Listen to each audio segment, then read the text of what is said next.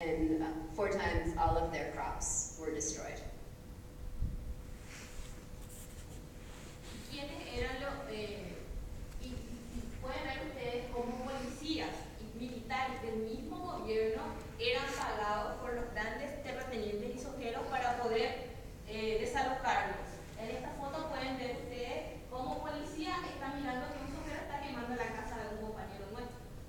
And you can see in these pictures the way that national police and the national military was bought by the soy growers and used to evict families and destroy fields. And you can see in this picture how the soldiers are watching a soy grower destroy campesino crops. El cuarto desalojo que había sufrido la comunidad de Tecoyoyá fue el 24 de junio de 2005, donde murieron, donde fueron asesinados por un sojero 2 de mis compañeros. The 4th eviction that Tecoyoyá suffered happened on the 24th of June 2005, and 2 of the compañeros, members of the community, were killed by a soy grower. Uno tenía 23 años y otro tenía 58 años, que dejó, el de 58 dejó 9 huérfanos. And one was 23 and one was 58, and the man who was 58 had 9 children who were left orphaned. Y el que los asesinó fue un brasilero que era un gran terrateniente de la zona sojero llamado Ademir Oberman. And the person who killed them was a Brazilian soy grower who was a large landowner, and his name, Ademir Oberman is his name. Este Ademir Oberman, a este nosotros lo habíamos denunciado y él fue sentenciado y fue a la cárcel. Adivinen cuántos meses, 2 meses se fue a la cárcel. Y luego le dieron prisión domiciliaria y ahora anda ya atrás por la comunidad.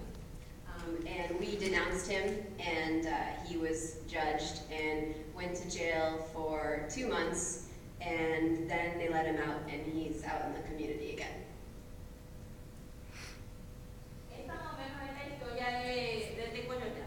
Ahora, hay algunas cosas que también quiero yo que ustedes entiendan y que nosotros muchas veces logramos ya entender. ¿Por qué creen ustedes que una persona, después de ser 4 veces desalojada, tiene todavía la fuerza para ir y entrar otra vez a esas tierras y volver a recuperarlas? So that's basically the story of Tecoyoyá, and there's something that needs to be shared. You know, how do you think that a person, after 4 times of being evicted from their land, their houses being destroyed, how do they have the strength to go back and rebuild and start again and occupy land again? Uno, porque está consciente de lo que está en medio, porque está defendiendo un pedazo de su tierra, un pedazo de su vida, porque uno necesita de la tierra, uno necesita de comida, necesita de un espacio geográfico, físico, donde vivir, y porque necesita tenerle a su familia en un lugar. We've learned that because people have the strength to do this because they need their land and they're defending their land.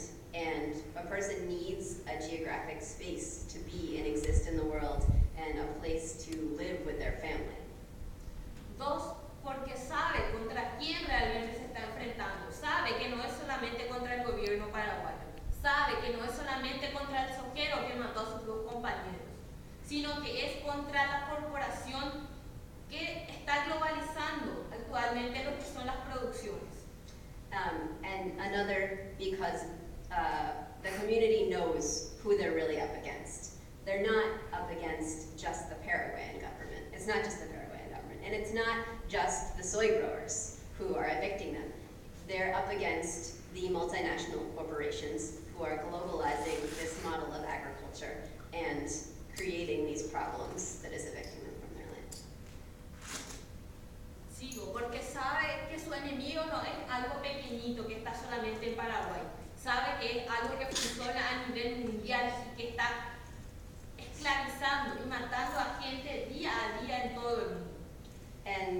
they know that their enemy is not something small and local. They know it's something that's occurring at a global level, that's killing people and enslaving them, and day by day is getting bigger and bigger.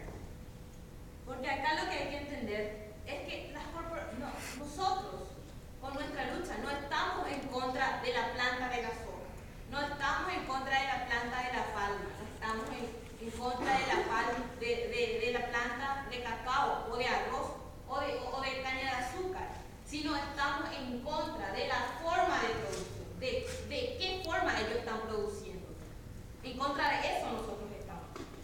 And we as campesinos are not against the soy plant, not against the soy plant or the palm plant or the chocolate or the rice plant.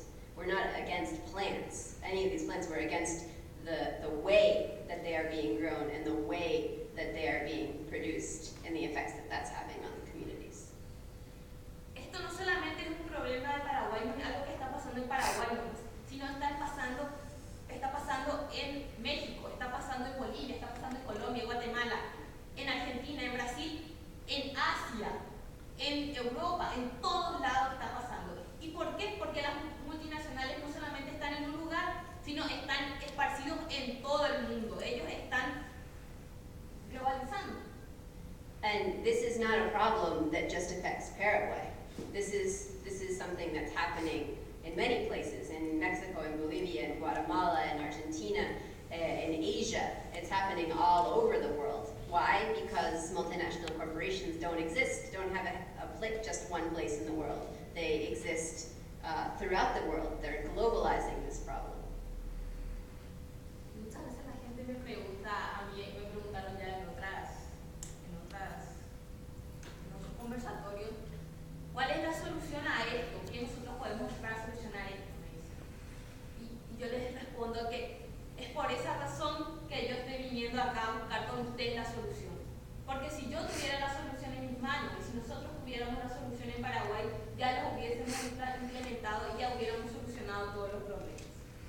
And so one thing that people have asked Leticia in other talks that she's given is, so what can we do?